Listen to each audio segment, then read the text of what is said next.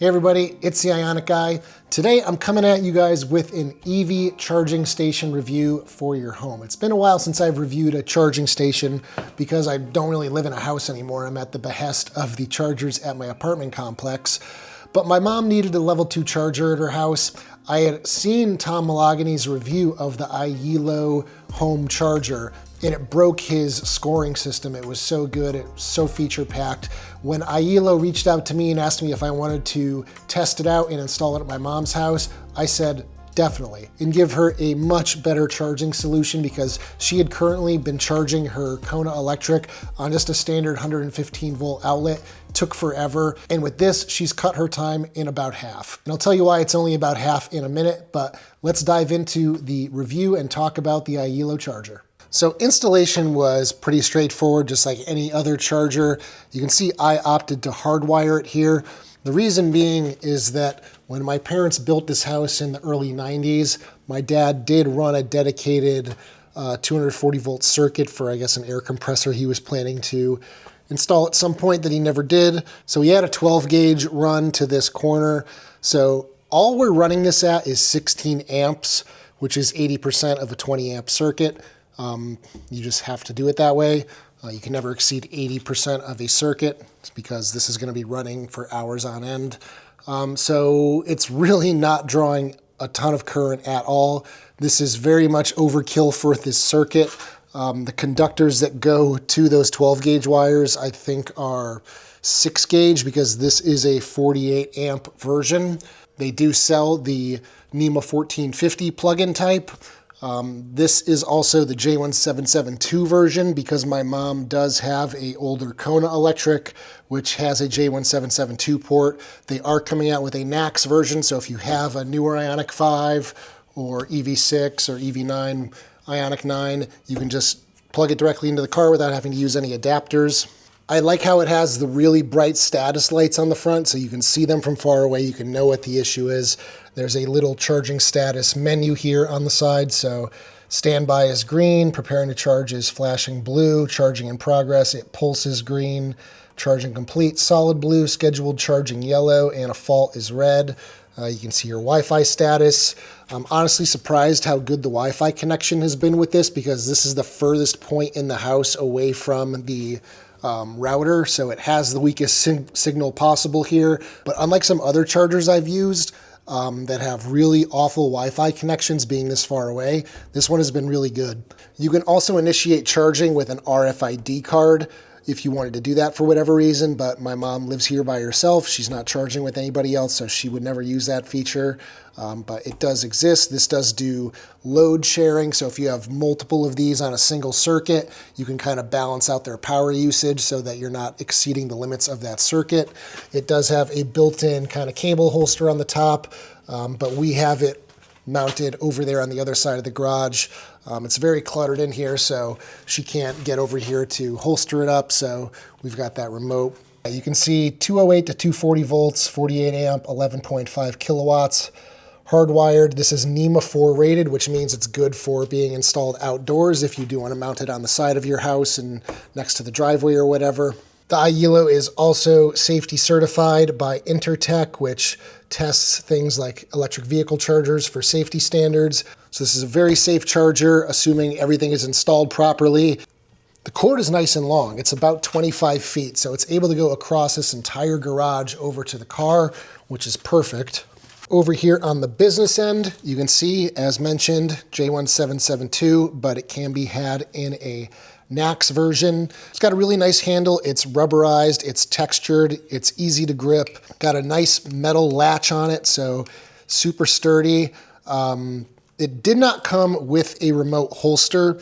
I did have to buy this separately. I told IYILO it would be nice if they included that with it, and they said they were gonna look into that in the future. But up until now, my mom's just been resting it on this tire here. But I don't know if you've seen my friend Tom Malagany, who runs the State of Charge YouTube channel. He reviewed this IYILO charger a few months ago, and it basically broke his rating system because he found that this charger just checked all the boxes that anybody would ever want in a home charger. The cable here, super flexible, super sturdy. He tested it in his deep freeze cable test, and it remained super flexible, even down to 0 degrees, I think is what he tests it at, or maybe even below 0 Fahrenheit. So really nice cable. It's 60 degrees out, so it's not very cold, but you can see just how flexible this cable is. I've checked out chargers before that have much more plasticky type of cabling that aren't as rubbery as this, and they have almost no flexibility in the winter. Even in warmer temperatures, they're not super flexible, so this is very impressive. I'm not sure what brand of cable this is. I'm sure it's some Chinese brand. Sinbone, never heard of them, but they're doing a nice cable here. The connector also has nice strain relief on the end of it, so the cable's not bending too tightly. Yeah, all around pretty good stuff. The connector, definitely durable. You don't have to worry about it breaking. One thing that IYILO really is excited about is the fact that they have been able to implement temperature sensors in both the charging handle, and if you are installing this via NEMA 1450, the plug-in style version, there's also a temperature sensor in the connector there. So that is a big issue with level 2 chargers, is that people don't make proper electrical connections. They don't torque them down properly, which leads to excessive heating. And the IYILO is able to monitor the temperature. If it exceeds a certain temperature, it will either throttle back the charging, turn down the charging current, or it will just cease it altogether. So here on my unit, because it's hardwired, we don't have the temperature sensor on that end, but over here on this end, there is a temperature sensor, and you can see the temperature in the app. So what we'll do is we'll plug in my Ioniq 5, and we'll see if we can see that temperature rise a little bit. Again, we're charging at only 16 amps, so odds are it's probably not going to go up very much, if at all, but we'll check that out. All right, so because my mom's garage is so tight here, we're going to use remote smart park assist to back the car in here so we can try and charge it.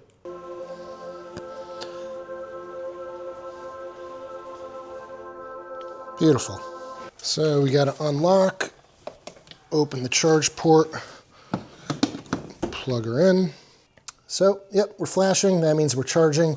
Obviously, I had to use the J1772 to NAX adapter, but no big deal. So here in the IYILO app, you can see all sorts of great information. A lot of charging stations will not give you all this info. First thing we're looking at right now to get a baseline is temperature. So you can see it just jumped up from 50 point something to 51.26 on the connector temp. So that's definitely responding. It's up to 52. Voltage 236.22, 3.75 kilowatts, and just under 16 amps. You do get charging duration, energy, estimated cost. It's a really nice looking app. It's simple. You can go into stats down below, see all your different charging sessions, length of time, estimated cost.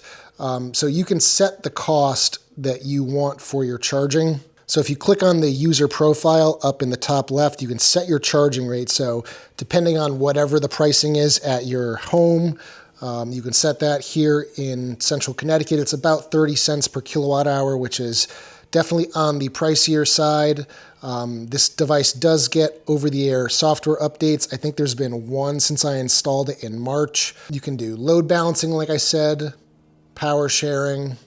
So if you're a 2 EV household, you could have 2 of these chargers and then just split the power between the 2 of them. Don't need that here. So connector temp is now up to 60 degrees Fahrenheit. We'll let this sit for a little while and see what that temperature gets up to. I don't expect it to get too hot.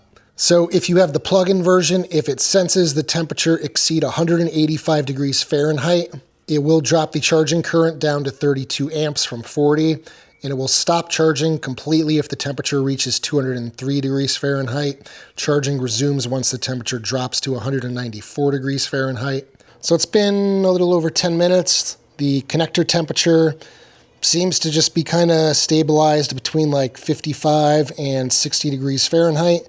So that's nice. It's not going too high. So that's reassuring to see. So that was all the good stuff. What needs improvement? So a couple things. When I went to install this, they provided this corrugated conduit, which is very nice, very flexible, looks good. and it was connected to the charger. On the other end that would connect to your 4-inch box, they did not provide this connector here. Now, if we were in China, that would not be a problem because this is a metric connector and they'd be able to get that at their hardware store. But here, this is a non-standard connector. So I had to go online and find this exact connector, order it. It was about an extra $9 or $10. So that delayed installation and I wasn't able to get this all buttoned up before I could use it. So that was a little unfortunate. I did tell them about that. They said they were going to look into possibly providing that in the future. I really hope they do because you really kind of have to know what you need to get in order to get this installed. So if you hire an electrician, they come over to install this, this is not going to be something they have on their truck, and you're going to have to pay them probably a few $100 more to come back again to finish installation. So not ideal. I was doing it myself, so it didn't cost me anything other than the cost of the connector. But as I mentioned, it did not come with the holster, so I'd really like to see them provide one of these considering how long the cable is and the fact that people might be mounting the charger on the other side of the garage and they're just going to have the cable draped somewhere. It is nice to be able to plug it in here. This way the connector isn't getting dirty, filled with cobwebs or dirt and grime and stuff from the garage floor. So yeah, would really like to see them provide that. But in terms of bang for the buck, I really think it's going to be hard to beat the IYILO for a long time. Basically has every feature you could ever need or want in a home charger and at a great price. So if you're interested in purchasing one, I will have links in the description below. So that's going to do it for today's video. If you liked it, give it a thumbs up. Check out my store again, ioniqi.com, for all sorts of accessories for your Hyundai, Kia, or Genesis EV. And as always, I will see you guys in the next one. Take care, everybody.